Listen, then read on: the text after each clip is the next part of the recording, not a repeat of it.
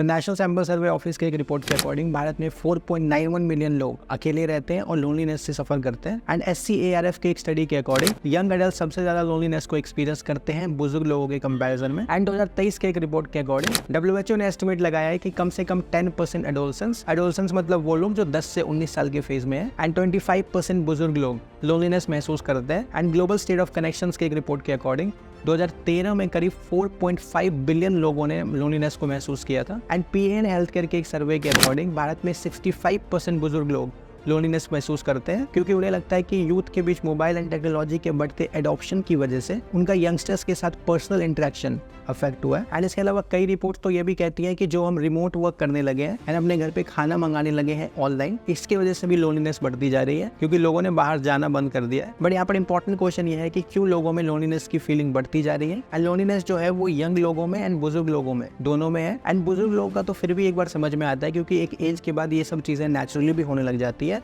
लेकिन यंग लोग लोनलीनेस में क्यों हैं, इसका क्या रीजन है, एंड लोनलीनेस की वजह से हमारी हेल्थ और हमारी लाइफ पर क्या असर पड़ता है, एंड इसका सोल्यूशन क्या है और हम इससे बच कैसे सकते हैं, जानेंगे इस वीडियो में। I'm talking about loneliness. It is as deadly as smoking 15 cigarettes a day, as lethal as consuming 6 alcoholic drinks a day. तो 2021 के एक डाटा के अकॉर्डिंग टर्की एंड ब्राजील के बाद भारत में सबसे ज़्यादा लोग लोनलीनेस में है। एंड इसी से रिलेटेड 2011 में एक सर्वे किया गया था। एंड इस सर्वे में 22 साल की एवरेज एज वाले सैंपल यूथ में से 60% ने खुद को लोनलीनेस में बताया था। एंड ये जो लोनलीनेस की प्रॉब्लम है ये सिर्फ भारत में नहीं चल रही है, पूरी दुनिया में ये प्रॉब्लम चल रही है। UK में करीब 33% लोगों ने एक्सेप्ट किया कि वो लोनलीनेस में है, एंड US में करीब 50% लोगों ने एक्सेप्ट किया कि वो लोनलीनेस में है। तो सबसे पहले समझते हैं कि लोनलीनेस का रीजन क्या है, स्पेशली यंग लोगों में। तो इसका पहला रीजन है माइग्रेशन। जो यंग पॉपुलेशन है हमारे देश की, उनका एक बड़ा हिस्सा माइग्रेट करता है अपने नेटिव प्लेस से दूसरे प्लेसेस पे।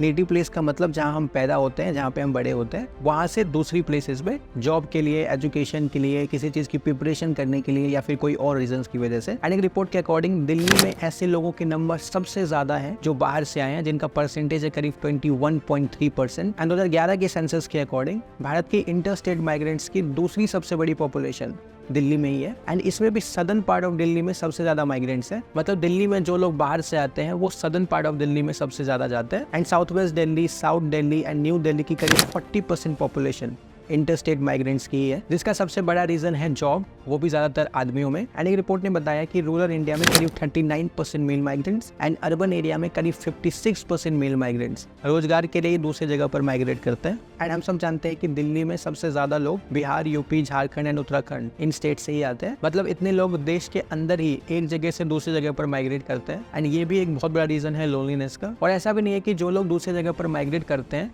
वो वहाँ पर कोई रिलेशनशिप नहीं बनाते, वो रिलेशनशिप बनाते हैं, लेकिन वो रिलेशनशिप इतना स्ट्रांग नहीं हो पाता है। बहुत लोगों को ट्रस्ट इश्यूज होता है, वो सब पर ट्रस्ट नहीं कर सकते। एंड इसके अलावा बहुत लोगों को वो कंफर्ट नहीं मिल पाता है, इसकी वजह से वो रिलेशनशिप ही नहीं बना पाते हैं। अच्छा, यहाँ पर रिलेशनशिप का मतलब सिर्फ गर्लफ्रेंड या बॉयफ्रेंड वाला रिलेशनशिप नहीं है।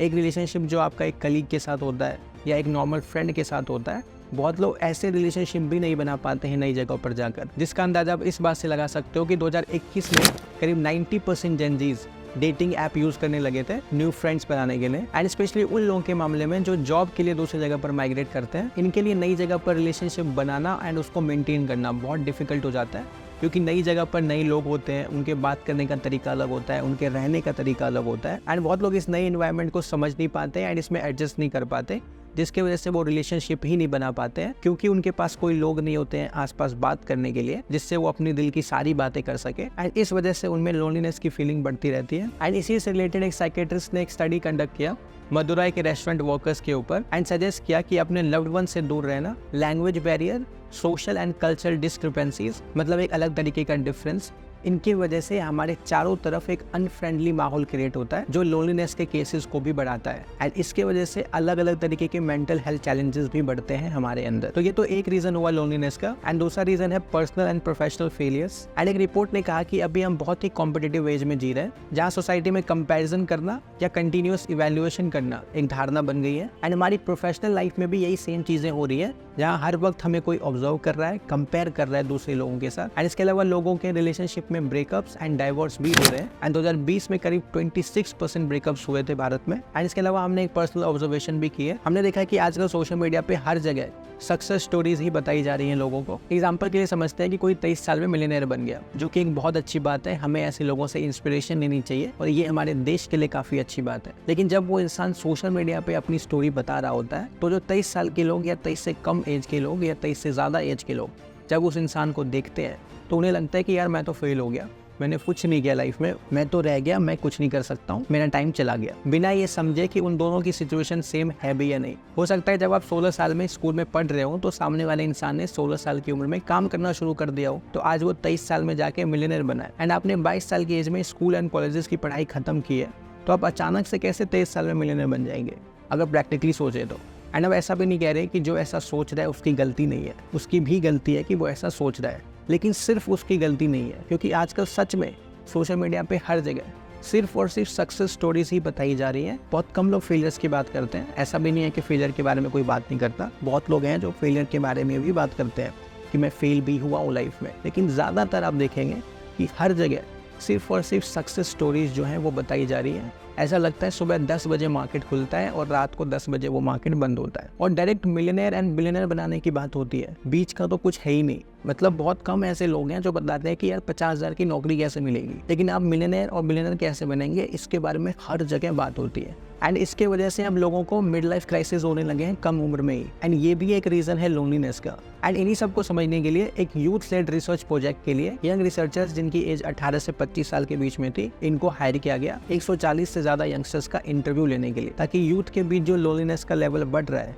इसको समझा जा सके। एंड इस रिसर्च में बताया गया कि यंगस्टर्स लोनली फील इसलिए करते हैं क्योंकि उन्हें फेलियर्स का डर है एंड उनसे जो एक्सपेक्टेशन है उनकी फैमिलीज को या सोसाइटी को, उस पर वो खड़ा उतर पाएंगे या नहीं इसका भी प्रेशर है एंड सोशल मीडिया का प्रेशर तो है ही। एंड इस रिसर्च में एक 21 साल के लड़के ने बताया कि मैं अभी से सोचता हूँ कि जब मैं 30 का हो जाऊंगा तो मेरे पास घर होगा, गाड़ी होगा, बाकी सारी चीज़ें होंगी, लेकिन जैसे जैसे मेरी एज बढ़ती जा रही है मुझे पता नहीं कि मैं वो सारी चीज़ें ले पाऊंगा भी या नहीं। एंड एक स्टडी से पता चला कि सोशल मीडिया पे एक इंटरेस्टिंग लाइफ जीने का, खुद को एक पर्टिकुलर तरीके से कम्युनिकेट करने का एंड इसके अलावा अपने आप को एक अलग तरीके से प्रेजेंट करने का प्रेशर भी है लोगों के ऊपर। तो ये एक दूसरा रीज़न है लोनलीनेस का, personal and professional failures. And तीसरा रीज़न है सोशल मीडिया का एडिक्शन। 2023 के एक रिपोर्ट के अकॉर्डिंग 60% बच्चे 3 घंटे से ज़्यादा सोशल मीडिया पर टाइम बिताते हैं। एंड महाराष्ट्र में करीब 17% पेरेंट्स ने कहा कि उनके बच्चे हर दिन 6 घंटे से ज़्यादा सोशल मीडिया पर ऑनलाइन रहते हैं। एंड यूएस सर्जन डॉक्टर विवेक मूर्ति के 2022 के रिपोर्ट के अकॉर्डिंग 3 घंटे से ज़्यादा सोशल मीडिया का इंटरेक्शन